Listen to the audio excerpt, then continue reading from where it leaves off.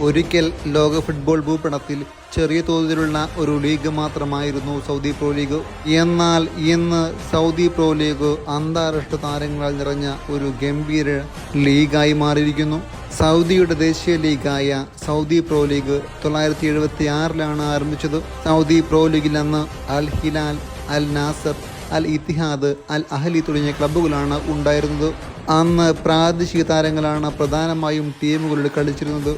എന്നാൽ 2022 ശേഷം ചരിത്രമാക്കി മാറി. പിന്നെ നാം കണ്ടത് സൗദി പ്രോ ലീഗിലേക്ക് അന്താരാഷ്ട്ര താരങ്ങളുടെ കുത്തൊഴുക്കായിരുന്നു. അതിനൊരു കാരണമുണ്ടായിരുന്നു. ആ കാരണത്തിന്റെ പേരാണ് ക്രിസ്ത്യാനോ. സാക്ഷാൽ Cristiano Ronaldo. 2022 Cristiano Ronaldo Al Nassr ക്ലബിൽ ചേരുമ്പോഴാണ് ലോകത്തിന്റെ കാഴ്ച സൗദി പ്രോ ലീഗിലേക്ക് മാറിയത്. അതിന് പിന്നാലെയാണ് ലോക പ്രശസ്തരായ പല താരങ്ങളും സൗദിയിലേക്ക് വന്നത്. അതിലേറ്റവും പ്രധാനപ്പെട്ടത് നെയ്മറുടെ വരവായിരുന്നു. ബ്രസീലിയൻ സൂപ്പർ താരമായ നെയ്മർ അന്ന് അൽ ഹിലാലിന് വേണ്ടിയാണ് കളിച്ചത്. കൂടാതെ ഫ്രഞ്ച് സൂപ്പർ താരങ്ങളായ കരീം ബെൻസിമ, എംഗോലോ കാൻഡെ എന്നിവർ അൽ ഇത്തിഹാദ് ടീമിന് വേണ്ടി കളിച്ചു. കൂടാതെ സൂപ്പർ താരങ്ങളായ ജോർദാൻ ഹെൻഡേഴ്സൺ, കോലുബാലി, സാൻ മെക്സിമൻ, മിലൻകോവിച്ച് സാവിച്ച് തുടങ്ങിയ അനേകം യൂറോപ്യൻ, ആഫ്രിക്കൻ സൂപ്പർ താരങ്ങൾ സൗദി പ്രോ ലീഗിൽ ബൂട്ടുകെട്ടി.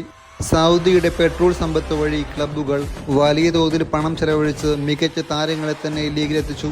അതോടൊപ്പം തന്നെ മികച്ച പരിശീലകരായ Jorge Jesus, Steven Gerrard, Nuno Espirito Santo, Marcelo Gallardo തുടങ്ങിയ മികച്ച കോച്ചുമാരുടെ സേവനം കൂടെ അവർ സൗദി പ്രോ ലീഗിന് നേടിക്കൊടുത്തു. സൗദി പ്രോ ലീഗ് ക്ലബ്ബുകൾ അവരുടെ പരിശീലന സൗകര്യങ്ങൾ, പ്ലെയർമാർക്കുള്ള ആരോഗ്യത്തിൽ, ഫാൻ എക്സ്പീരിയൻസിലൊക്കെ വലിയ നിക്ഷേപം നടത്തി.